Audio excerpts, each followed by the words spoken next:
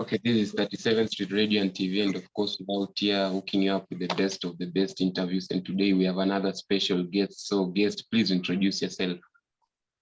Hi, my name is Nkirote Mwongera. I'm an interior designer. I'm also a model. So when we talk about, we just want to go straight into it. So I would just want to know when your journey in modeling started. My journey in modeling started in high school. We used to have Miss Fuji pageants, and I would, get involved in making the outfits. So I think my love started there. Then all the way until college and until now. Yeah, so you started long ago, and then now you moved into a space where you had to do it professionally. So what really made you pursue it professionally? Because some guys, when they do something when they are young, when they start growing up, they start losing interest slowly. But for you, you chose to also just carry it on and do it professionally. So what really made you make that choice? The fact that I wasn't doing it for the sake. I think people drop things they start doing early because they're not so passionate about it. But mine was for the love of the runway, for the love of the fashion, and the entire industry actually. So that's why I still carry it. So you started as a pageant model? Not really. I started as a runway model. I've actually done pageantry once or twice with the Miss World Kenya and when I was in college. What was your experience in a pageant? Cause there are usually complaints that maybe sometimes somebody wins, but they announce another person to be the winner. Did you face such things, situations like that when you are doing that? Not really. First, with our college one, there wasn't really a lot of politics.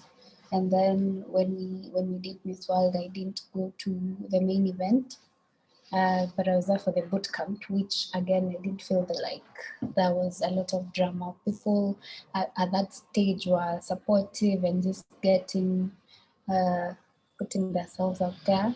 So there wasn't really a lot of judgment.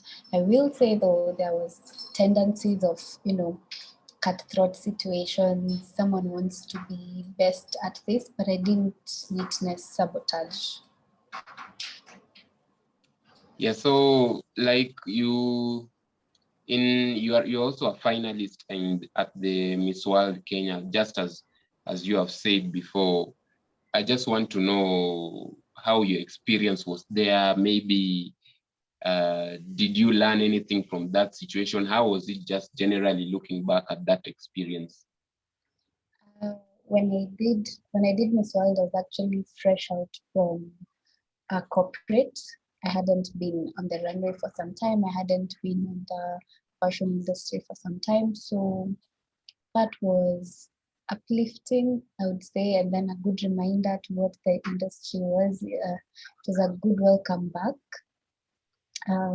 I definitely learned that you have to, stay consistent in the game for you to keep up with the new trainings, the new models, the new ways of dressing, and what really pertains to a fashion event. But it was also fun, for us to actually enjoy the industry. We know how fun it is. So it was a good 2 weeks, let's say. Can you say modeling is a career whereby somebody can be able to pay bills just from modeling in Kenya right now? From my experience, not really. I wish it was, because many people would want to venture into it as seriously as other mainstream people do. But I don't think there are policies in place or, big brands that would actually support someone full-fledged. If there are, they're very few. It's not really open to the masses. It's still an exclusive party kind of thing. You then transitioned to interior design. So I don't know if you transitioned or you are still doing everything. So you can just talk about that. So you see, from your last inquiry, it's not really, modeling is not really something you can give up your entire, work and go do. But still, for me, is for the love of the art. I do interiors because I've always loved art from when I was a baby. So art for me translates into both ways, for interior design and for fashion. So I still think I'm doing two things that I love. So it's a matter of balancing times and priorities. For interior design, is it something you studied in school? Is it Yes. self-taught? No, I did it in college.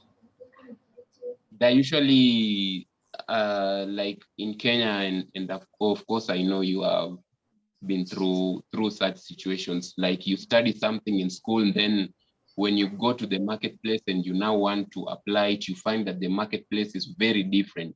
So Yeah. for you, did something like this happen until you had to now start finding information by yourself? How was it when in your early days of practice?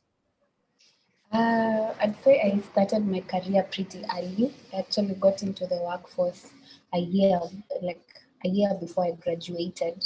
Um, I didn't experience a rough transition from being a student to the industry. I think what I have come to learn is maybe the work part of it. I wouldn't say that I had a different experience from what I expected or what I was taught in school. It's something I've continued to enjoy doing. So I think it differs. It's in Kenya, it's really a matter of luck. You have to hope to be lucky in the field that you're going into. For me, I was lucky. So do you think that you are embraced well? Like, did the market really embrace you well in terms of giving you opportunities? And of course, you being a lady, did guys skeptical to the idea of working with you? How was it? Now that part, as a woman, you have to earn your place. You know, I think when I got into work, we got into it with my male colleague. We came from the same school to the same company, but again, you'd realize with our workers, it takes time for a woman to gain the respect and support from, the local workers. But it's something that if you're passionate enough, you can navigate through. But obviously, like with everything that's going on in the world, women have to fight harder for their opportunities, just as you have to fight harder to be heard and, for a place for people to listen to you and execute the work that you're giving them. How do you get opportunities as an interior designer? Is it through referrals? Maybe do you use social media? Like, how is it for you to be contracted for a certain opportunity? So I'm currently practicing with One Time Interiors. So for us, mostly is referrals. And I think for any art industry, really, it's a matter of referrals because then you have to, art is subjective. Many people may not love your art for what it is, but if you've come across someone who you had a good experience with and you delivered, and they actually go and tell someone, I liked this product from this person, then I would say that is the highest way of getting work for us. But we also do social media marketing. I want to know the nature of the clients who approach you. Like, do they come with ideas? Do some of them just have the money? They tell you my budget is this amount, do something for me. Like, how are most of your clients? How do they approach you? Like, In the interior field, yeah, in the interior design field. it depends. Like with some of our clients who are referrals, some of them already know that we understand their style. So they'll just come and tell us, hey, I have this budget and this is the space. You know my style, just do it. And then you'll have new people, new clients who will want you to do samples and take them to sites. And then there are also other people who just want you to work with them through the whole process. They want to send you images and you do the designs and then come back to them. So it's, like I said, art is subjective. It really depends on someone's style.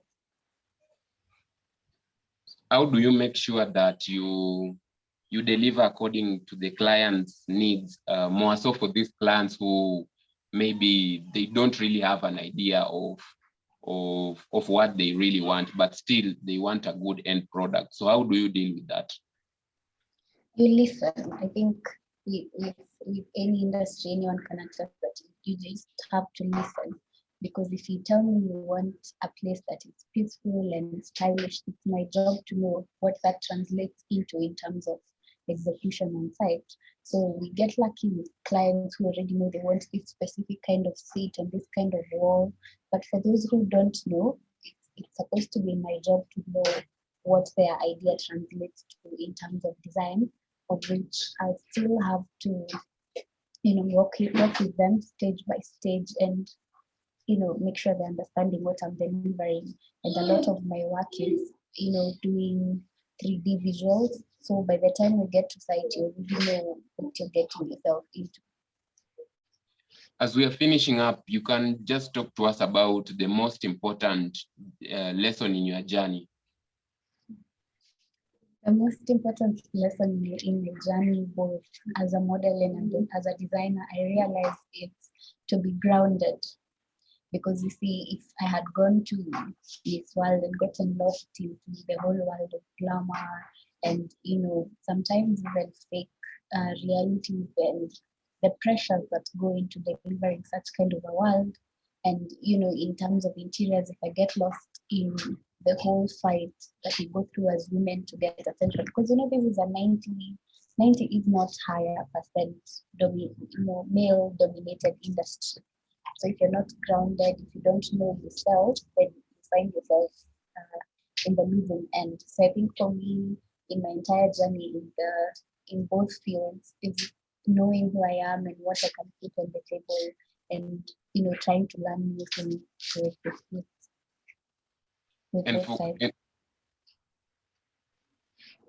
And for guys who are starting out, I just also want you to talk to them. Maybe they are setting up a business, maybe they are doing modeling, maybe they just want to do something with their life. How can you advise them based on what you have seen right now, interacting with a couple of people in the industry?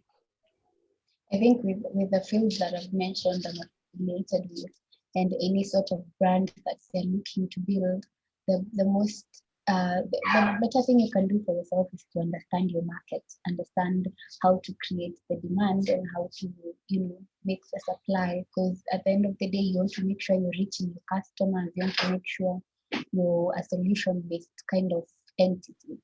So for anything you're going into, just make sure you've researched enough, you're skilled enough to deliver. And when you're there, you make sure you keep your head high, because everything comes with challenges and every day is a learning curve. So you can't afford to be complacent. You just have to keep, inventing yourself daily. Yeah, thank you so much for giving us your time. I'm very grateful. Thank you. Thank you for interviewing me.